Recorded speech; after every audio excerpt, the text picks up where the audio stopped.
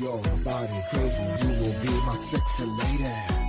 Sexy lady, sexy lady. Follow me, yeah, we got it. Let's get this party started. Party started. Let's get this party started.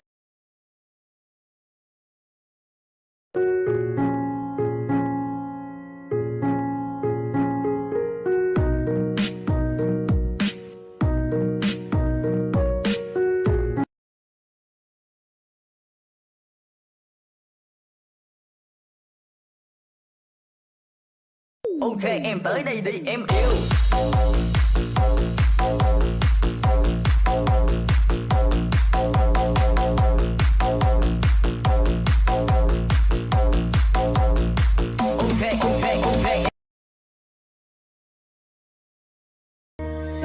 Xanh高峰也好得多，这月中高我路，我照顾路线要记得，三车个他一边，谁高梦了。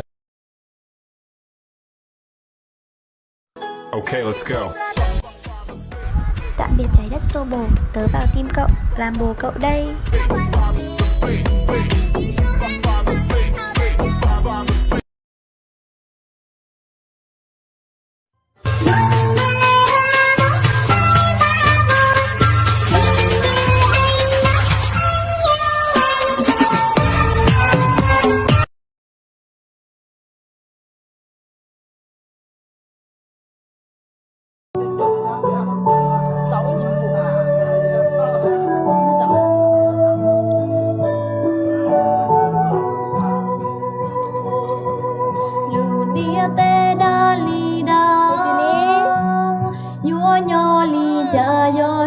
Mùa cỏ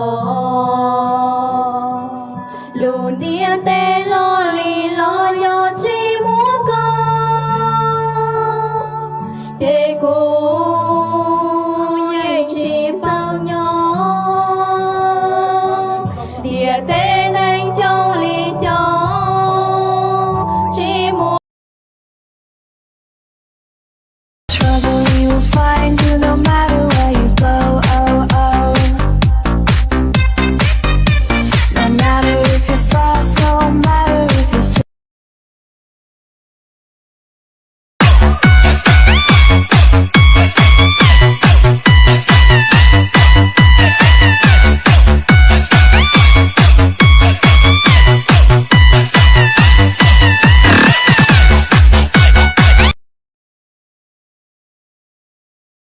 Em là ai từ đâu bước đến nơi đây dịu dàng chân phương.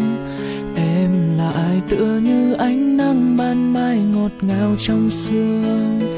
Ngắm em thật lâu, con tim anh yếu mềm, đắm say từ phút đó, từng giây trôi yêu thêm.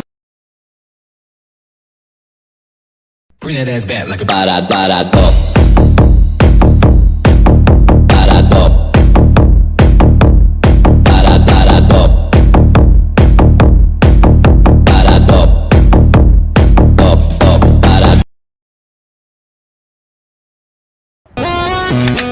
What?